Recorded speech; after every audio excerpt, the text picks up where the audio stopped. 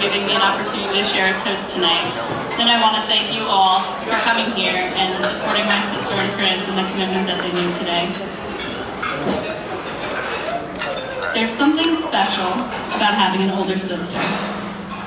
Siblings, in a lot of ways, are our first training grounds for the real world. They're where we test our social skills, where we learn how to share, to compromise, to fight and forgive, to let someone down and be let down by someone, and to learn to build each other back up again, to band together against the cold and scary parts of the world, and to help each other celebrate when we find the warmer, welcoming hearts. Growing up with Erica, we were each other's first best friends and first sparring partners.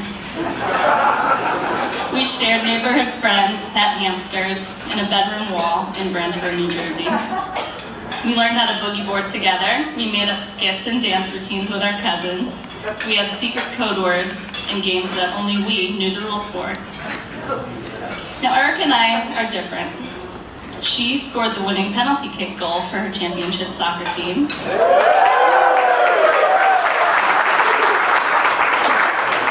I painted feminist protest slogans on my soccer jerseys. I have her review my company's health insurance policy. She has me proofread her wedding invitations. So if you caught a stray comma, take it up with me at the dessert buffet. And it's not just her smart intuition about people, it's not just her good advice or her generosity. It's because Erica genuinely wants people to be happy. She's always the first to give someone the benefit of the doubt, to draw someone into the fold, to make sure every member of a group is having a good time. That's the biggest gift that Erica brings to the world. It's the kind of thing that people remember and they want to be around. So when we were growing up, I saw how other people were drawn to her, and I was no different. I looked up to her so much, I would do just about anything she told me. When we were really young, we went to a party at our parents' friend's house. And all the adults were drinking wine, eating appetizers, and of course, Erica and I couldn't just sit and eat. We were exploring the living room, opening books and boxes, and trying to be quiet and put everything neatly back in its place. And we found just about the best thing you could find in an adult's living room, a jar of Werther's. And Erica said, "Do you want one of these?" I was like, "Yes." And she goes, "Okay, go ask them if we can have one." But when Erica wasn't manipulating my impressionable young mind into doing her bidding on the candy front, she was looking out for me in only the way that a big sister can.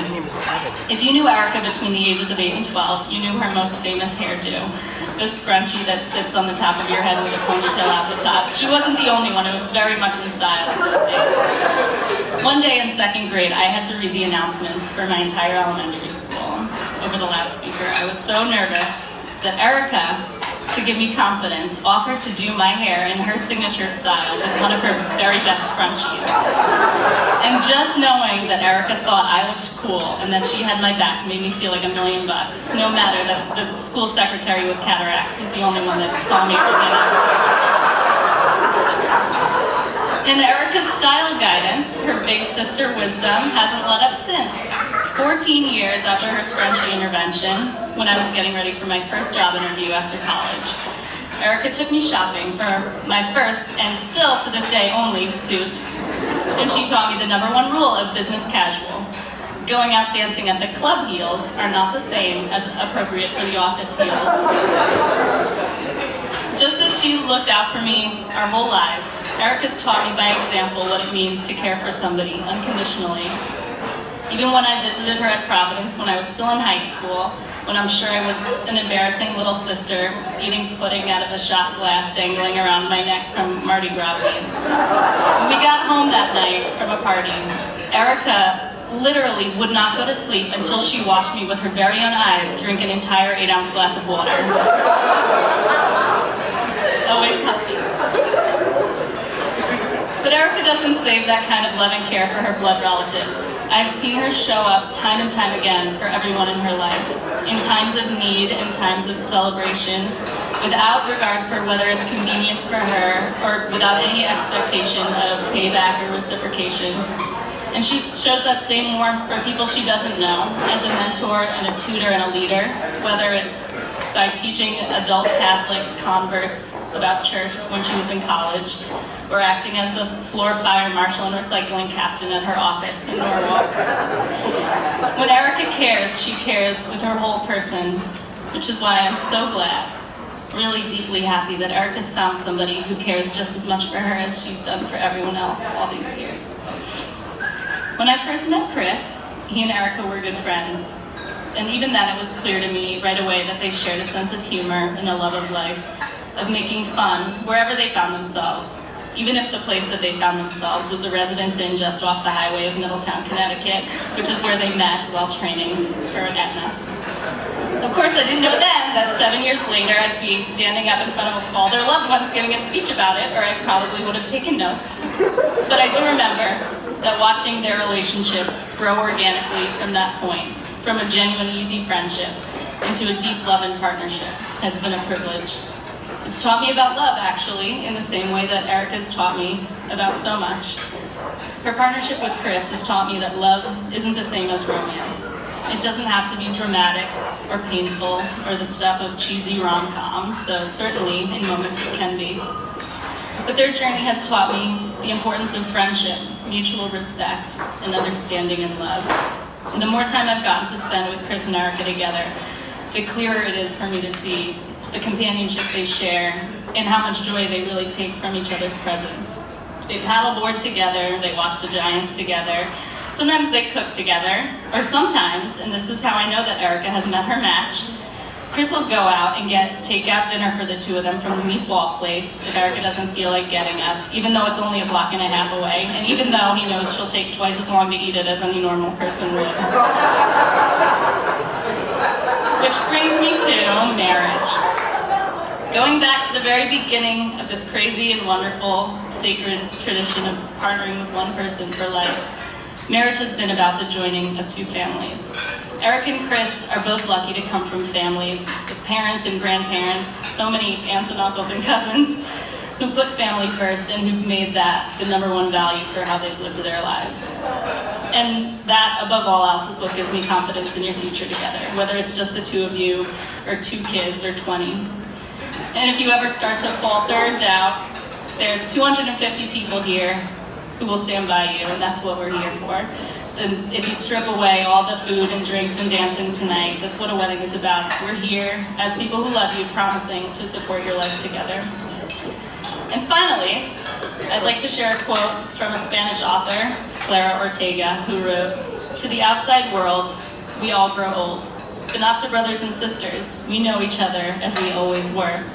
We know each other's hearts. We share private family jokes. We remember family feuds and secrets, family griefs and joys. We live outside the touch of time." Tonight I'm celebrating my sister, my best friend Erica, and I'm gaining new siblings too. Chris, I couldn't be happier to welcome you into our family. You fit in perfectly already. And thank you for sharing your family with us. I'm looking forward to many more family gatherings with Madeline and Joe, Craig and Anna. And Craig and Anna, I hope you know how lucky you are with the new sister that you're getting. Thank you, Chris, too, for helping make my sister's life so full of happiness and comfort, and for giving her all the support, smiles, and care that she gives out to everyone in her life. I love hearing you two talk about your future together. It sounds like you couldn't be more excited, and we feel the same. To death do us part can sound scary and long, but I think for the two of you it won't be long enough. So everyone, I took my champagne glass. Please raise your glasses and share a toast with Eric and Chris to a long life of happiness, adventure, and love.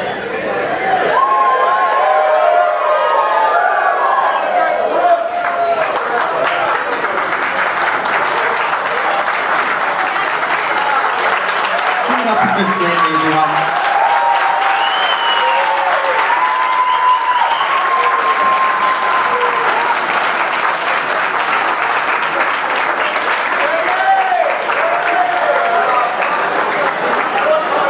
So now things are liable to get a little more dangerous. Everyone, next up, please welcome. Hard man. This is his brother. All right. Nice earphones. Everybody hear me back there? Yeah, it's pretty dark. Good? Yes, I had Good evening, everybody. I know this is the last speech of the night, so like a 30. for those of you who don't know me, I'm Craig Calderone, Chris's younger brother. There's plenty of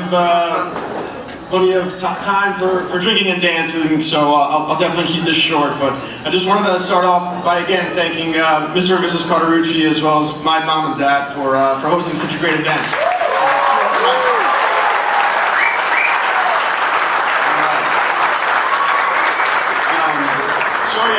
So being brothers with Chris, we've obviously known each other our entire lives, and we really bonded over those 18 plus years, sharing bunk beds in Floral Park. I was lucky enough to have the bottom bunks, so I was able to avoid Chris's snoring problem. I just kicked the bottom of the bunk to wake him up so that I could fall asleep. But it was lucky enough to have that. So but. We also fought over plenty of food at the kitchen table after Shaman wrestling practice, and we're always trying to. Again, I'll steal a line from Christina. We were actually our first sparring partners too.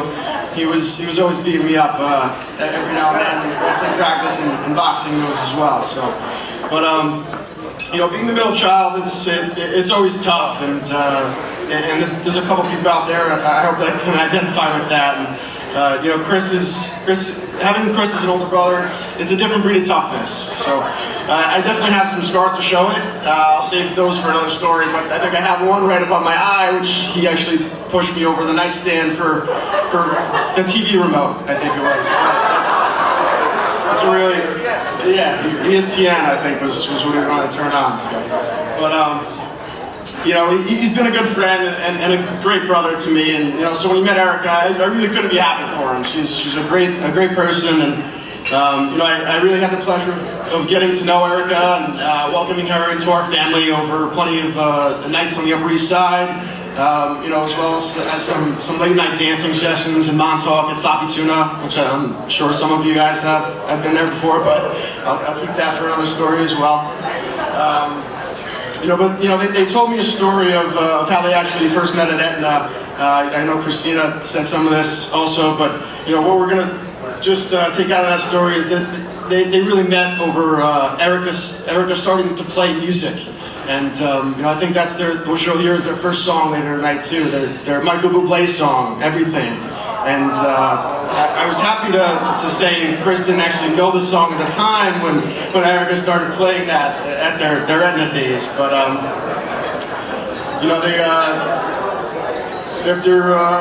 if you actually listen to some of those lyrics and you actually hear what they had to say, it really describes their relationship to a T.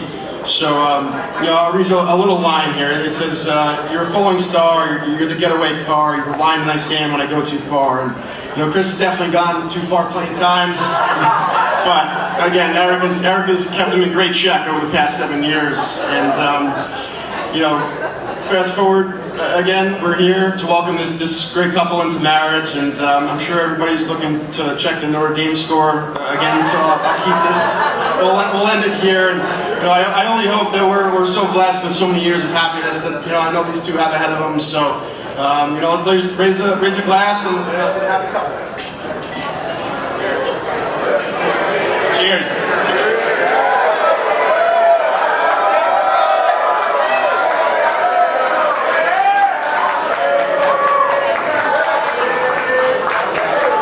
Give it up for Craig, everyone.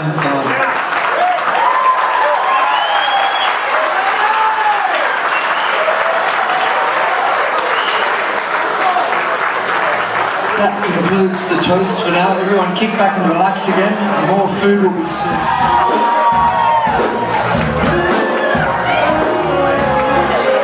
Next, everyone, please welcome Mr. and Mrs. Cauterucci.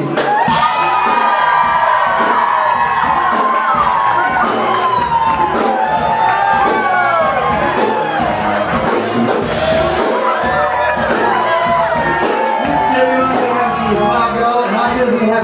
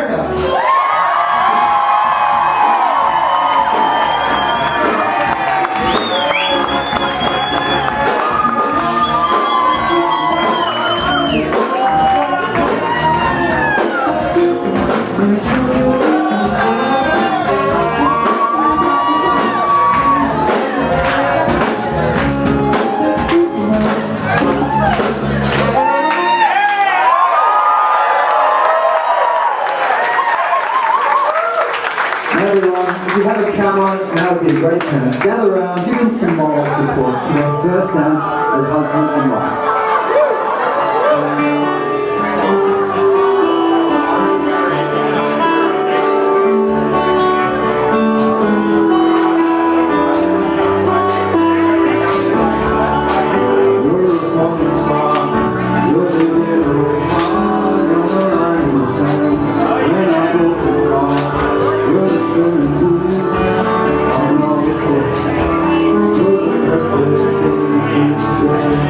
Thank you.